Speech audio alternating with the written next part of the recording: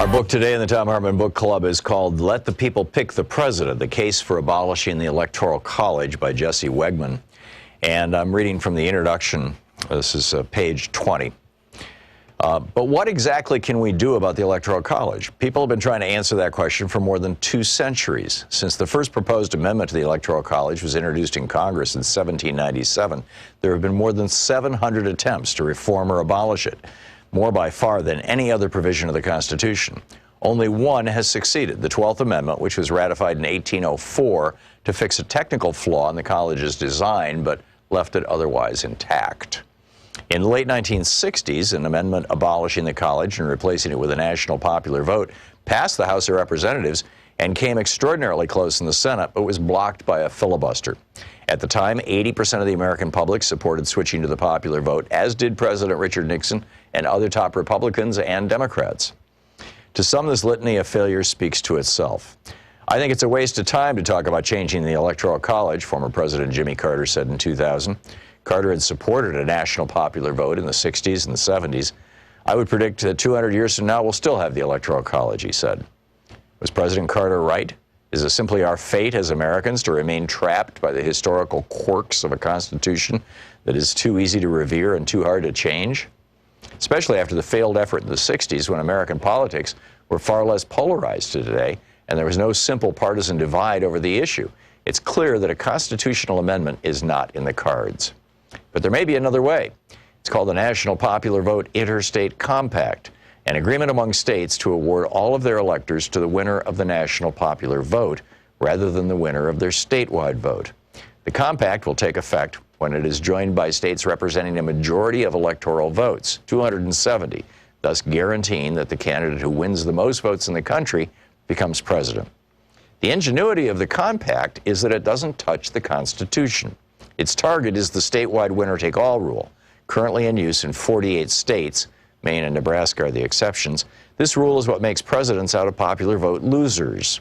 It incentivizes presidential campaigns to ignore more than 100 million American voters living in non-competitive states, turning what should be a national electoral contest into a series of bitter, hyper-local brawls. It focuses nearly all campaign spending and policy proposals on a few so-called battleground states, where even a small shift in voting can lead to an electoral jackpot for one side or another.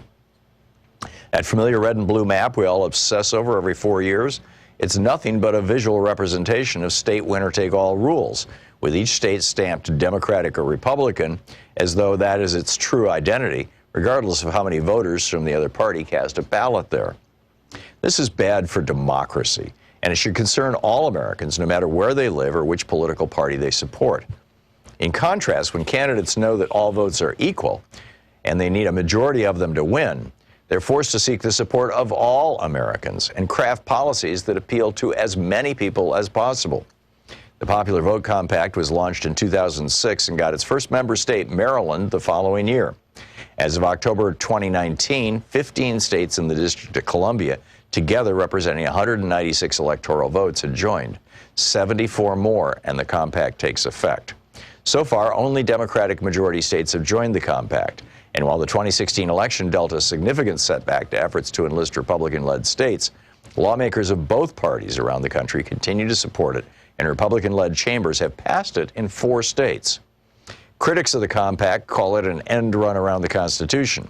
And it's true that the Constitution's framers never mentioned something like a popular vote compact. They also never mentioned the winner-take-all rule, but that didn't stop the majority of states from rapidly adopting it to benefit themselves. That's the whole point of the compact. The framers gave states near total control over how to allocate their electors.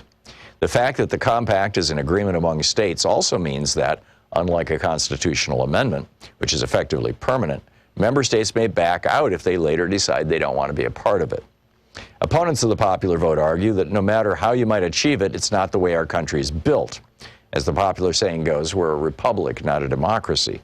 The Electoral College is one of the core Republican elements of the framers' constitutional design, like the Senate and the Supreme Court, which are there precisely to prevent majorities from running rampant. In other words, majority rule is not our only organizing principle, and perhaps not even our most important. There are 2 problems, however, with this argument.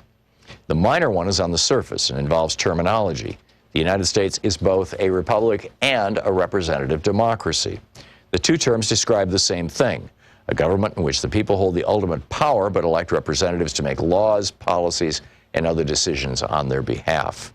The founders used the term republic to distinguish what they were building from a monarchy. For them, democracy generally referred to the direct variety, as in ancient Athens or the New England town meeting, where the people literally make the laws themselves. But American politics at the national level has never been and never will be a direct democracy. So any distinction between the terms today is meaningless. As one political columnist put it, to say that the U.S. is a republic and not a democracy is like claiming to eat beef and pork, but not cows and pigs. The bigger problem with the saying is the implication that lies beneath it. The book, Let the People Pick the President by Jesse Wegman.